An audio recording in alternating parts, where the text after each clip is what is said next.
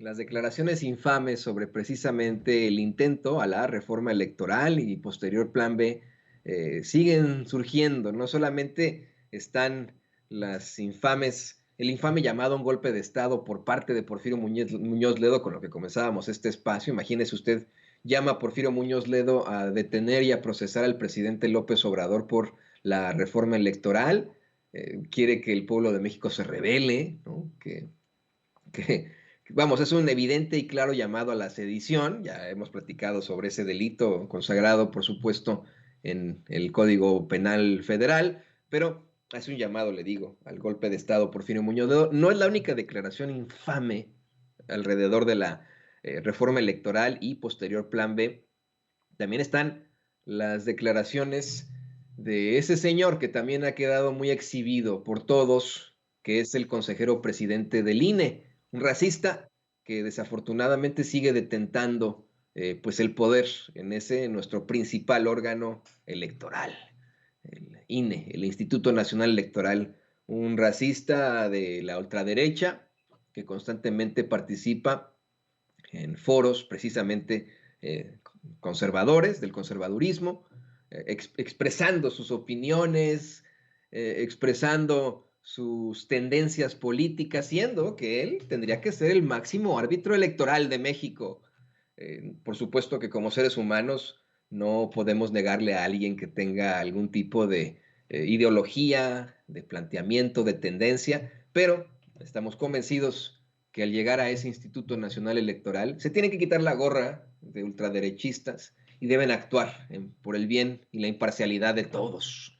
Ahí sí, fíjese, con objetividad este señor no lo ha hecho, ha sido exhibido en su racismo en contra de los pueblos originarios. Hemos presentado esa grabación hasta el cansancio. Es un personaje que constantemente se desespera y gritonea a medios de comunicación y a políticos.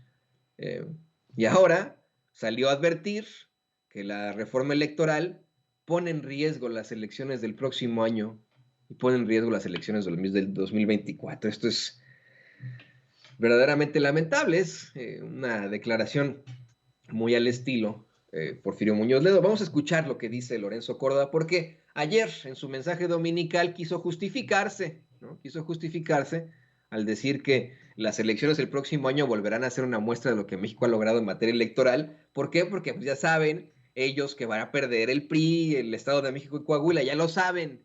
Y con esto quiere salir el Instituto Nacional Electoral y decir, miren, si está ganando Morena, pues cómo, ¿no? ¿Cómo es que nuestro sistema electoral no sirve así? Porque ya no se puede hacer tanto fraude. Pero miren, antes de que analicemos estas declaraciones de la homilía dominical de Lorenzo Córdoba, empecemos con estas, me parece que son del viernes, hay que retomarlas, ¿no? En las que Lorenzo Córdoba advierte que la reforma del presidente López Obrador pone en riesgo las elecciones en 2023 y en 2024. La reforma que aprobó la mayoría de la Cámara de Diputados en la madrugada del 7 de diciembre pasado, se puede poner en riesgo la calidad técnica de las elecciones en nuestro país y con ello la gobernabilidad democrática que hemos conseguido. Porque, entre otras cosas, se lastima la base de profesionalismo, certeza y calidad técnica que caracteriza hoy a la organización de los comicios ciertos, transparentes, confiables y legítimos, el servicio profesional electoral. Para cualquier observador, incluso sin ser especialista en temas electorales, es claro que la propuesta de reformas legislativas del 7 de diciembre atentan contra la certeza y la calidad de los procesos electorales. Eliminar indiscriminadamente plazas del servicio profesional, fusionar estructuras que tienen dinámicas de trabajo intensas, diversas y en ocasiones sobrepuestas en el tiempo, aumentar el número de boletas que recibirán los presidentes de casilla y disminuir los tiempos para la capacitación de quienes integrarán las casillas, son, entre otras, medidas que claramente no contribuyen a la certeza de los procesos electorales y que ponen en riesgo una de las pocas cosas que se han hecho bien en el país en las últimas 3 décadas. Un sistema electoral que nos ha permitido con el tiempo contar con elecciones democráticas como ha ocurrido en los últimos años. Lamento decirlo así, pero no se ha entendido que las elecciones son una responsabilidad de Estado. No solo eso, tampoco se entendieron las enseñanzas de la historia ni la sabiduría que aconseja que las reglas del juego democrático requieren, por definición, del mayor consenso posible para garantizar que el día después todas y todos los contendientes y partidos políticos acepten los resultados y el veredicto de las urnas sin argumentar reglas puestas y que no garantizan. La reforma que hoy está en proceso todavía no concluye el trámite legislativo y ya, incluso ahora, están dividiendo e inconformando a la sociedad y a las fuerzas políticas. Es decir, son reformas que están naciendo con el germen de la división, del atizamiento a la polarización y no del consenso que una reforma electoral debe suponer. Mire, se da cuenta cómo es que precisamente al tratar de explicar su, pues, este tipo de conceptos, él mismo se tropieza, Lorenzo Córdoba se tropieza. Cómo es que al tratar de plantear que supuestamente la reforma electoral pone en riesgo las elecciones del próximo año, las elecciones presidenciales en 2024, en medio de pues una evidente molestia por parte del consejero presidente del INE. Bueno, pues ahí está, creo que eso lo exhibe, lo explica, y lo muestra por lo que es, ¿no? Vamos a seguir escuchando. Mire, no es tortura, es para que usted se dé cuenta, para que usted sepa lo que está pasando. Se está gestando un problema en donde hoy no lo hay. Juristas, expertos, directivos de los organismos públicos locales electorales y desde luego en el INE, hemos hecho llamado a la mesura y a la reflexión para que en esta reforma, hoy en manos del Senado, se eviten conflictos técnicos y postelectorales. Le toca al Senado, hoy, con prudencia, objetividad, información, pero sobre todo con la visión de Estado y el compromiso democrático que hasta ahora han estado ausentes, corregir el rumbo y evitar que la organización de comicios ciertos, legales y confiables, democráticos en suma, se ponga en riesgo. Es decir, crear, como decía, un problema donde hoy no lo hay.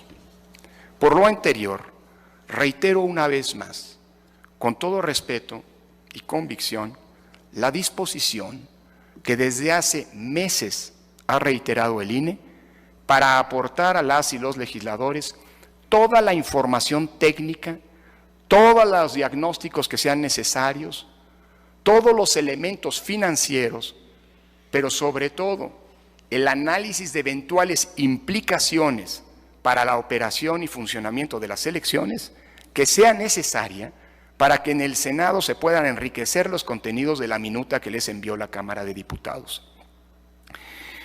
Y que del resultado de esa revisión, ojalá, surja una propuesta que consolide la democracia y no que avale la destrucción, la erosión de las instituciones electorales.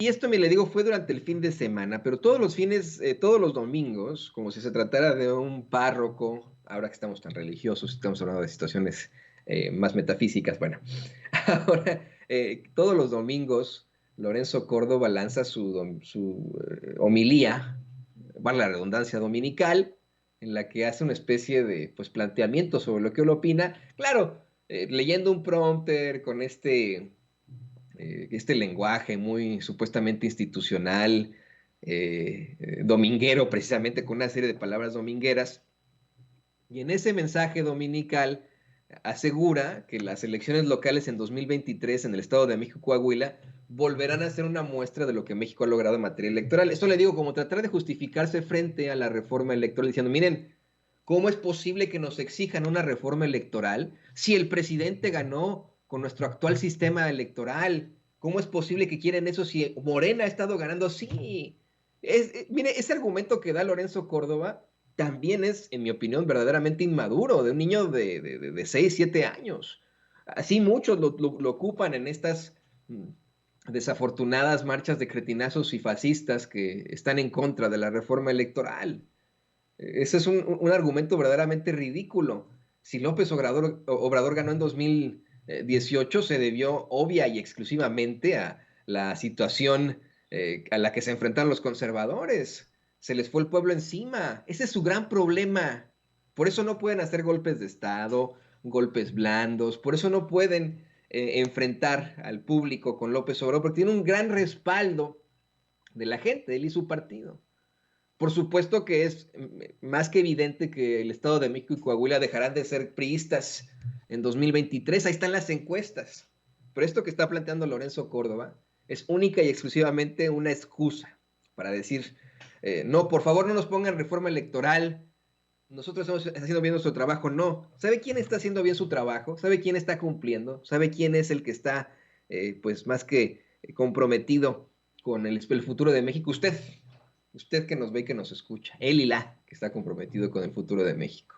Usted que en millones sale a votar, que en millones gestiona, que en millones cuestiona y ejerce su espíritu crítico. Pero bueno, escuchemos lo que dice Lorenzo Córdoba sobre cómo es que, según él, pues ya va a ser más que evidente que el Estado de México y Coahuila, no lo dice así, ¿no? Pero el Estado de México y Coahuila van a ser perdidos por el PRI, ¿no? Hola, ¿qué tal?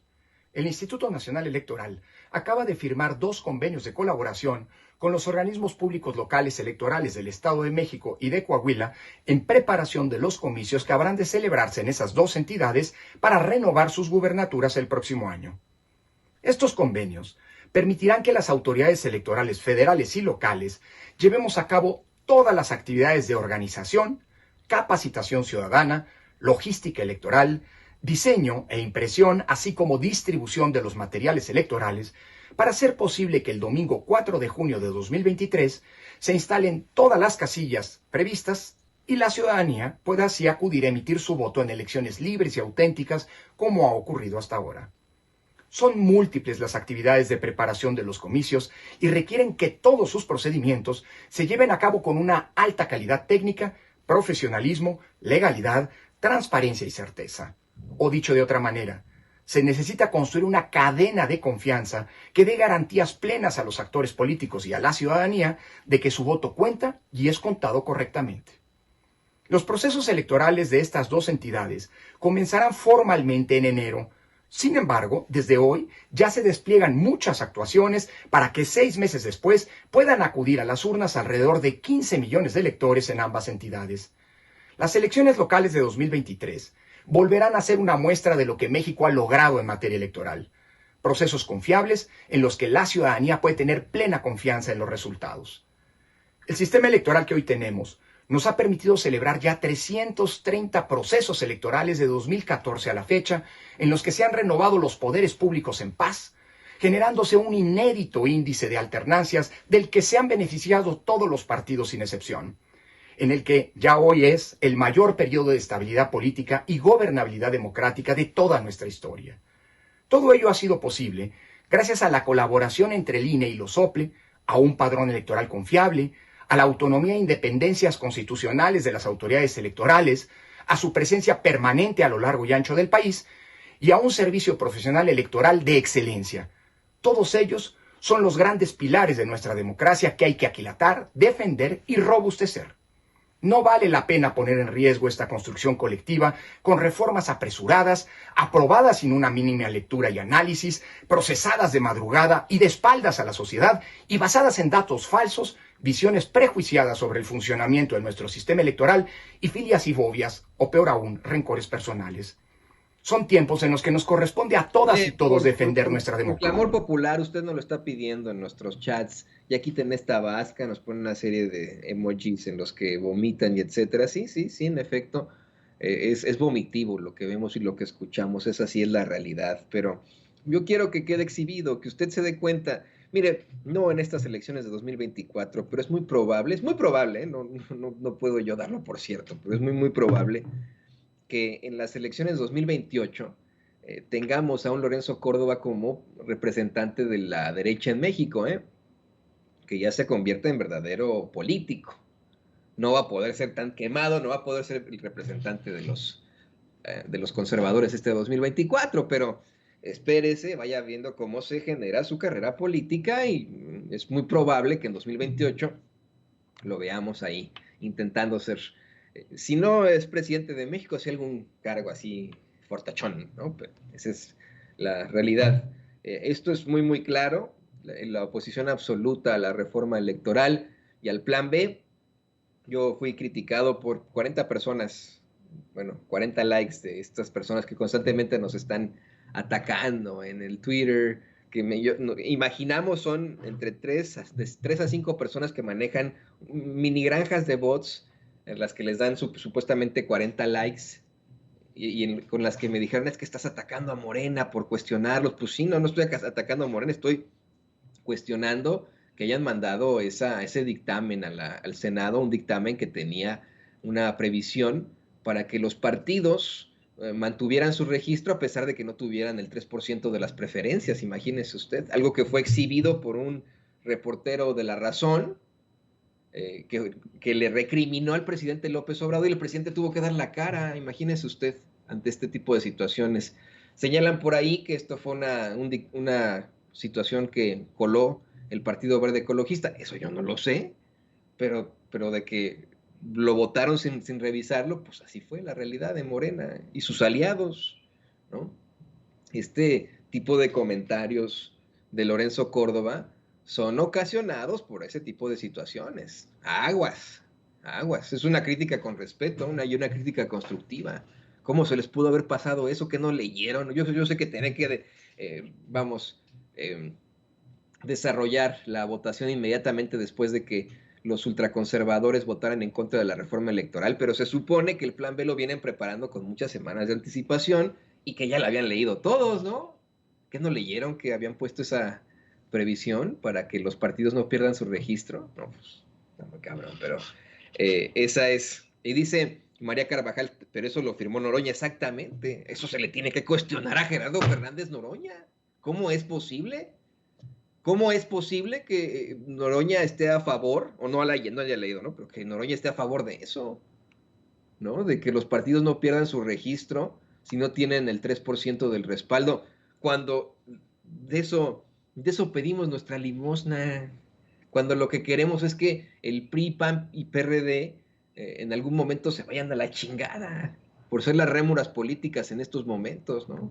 Así que pues, ¿qué pasó ahí? ¿No? Por supuesto, tiene usted toda la razón, queridísima María Carvajal, ¿no? Fue Noroña, a lo mejor fue el Partido Verde el que coló esta determinación, el Partido del Trabajo, quien usted guste, pero Morena y sus aliados todos firmaron por el Plan B, que después le cuestionaron al presidente López Obrador. O sea, de verdad, el presidente tuvo que dar la cara, ¿eh? Fue el que quedó mal frente a los medios de comunicación corporativos fue el presidente, porque el día siguiente tuvo que dar la cara, reconocer que había un error con ese plan B y se tuvo que regresar. ¿Y sabe a quién también le dieron argumentos con esto? A Ricardo Monreal.